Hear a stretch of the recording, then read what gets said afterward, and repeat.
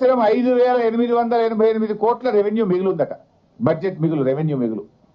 నేను చెప్తుంది కాదు పుస్తకం. 5,888 కోట్ల రెవెన్యూ మిగులు ఉంది అని ఇది పోయిన సంవత్సరానికి చెప్పిండ్రు.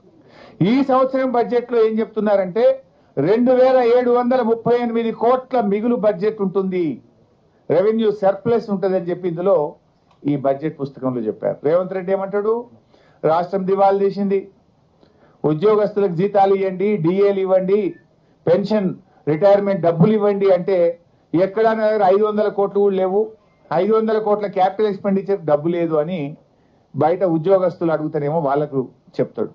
కానీ బడ్జెట్ బుక్ లో ఇది అసెంబ్లీలో పెట్టిన బడ్జెట్ డాక్యుమెంట్ అఫీషియల్. బయట అంటే నువ్వు రాజకీయం కోసం నీకు ఇష్టం ఉన్న వాళ్ళకి పైసలు ఉంటాయి, నీకు ఇష్టం లేకపోతేనేమో లేవు అంటావు. వీళ్ళు ఏం చెప్తున్నారు, గత సంవత్సరం రెవెన్యూ మిగులు 5,888 కోట్లు, ఈ సంవత్సరం ప్రవేశపెట్టిన బడ్జెట్ లో రెవెన్యూ మిగులు 2,738 కోట్ల మిగులు ఉంటుంది అని మీరు పెట్టిన బడ్జెట్ లో నుంచే నేను మాట్లాడుతున్నాను. మరి రెవెన్యూ సర్ప్లస్ లేట్, మరి ఇక దివాలా తీసిందంటూ నీ మైండ్ దివాలా తీసిందా, రాష్ట్రం దివాలా తీసిందా?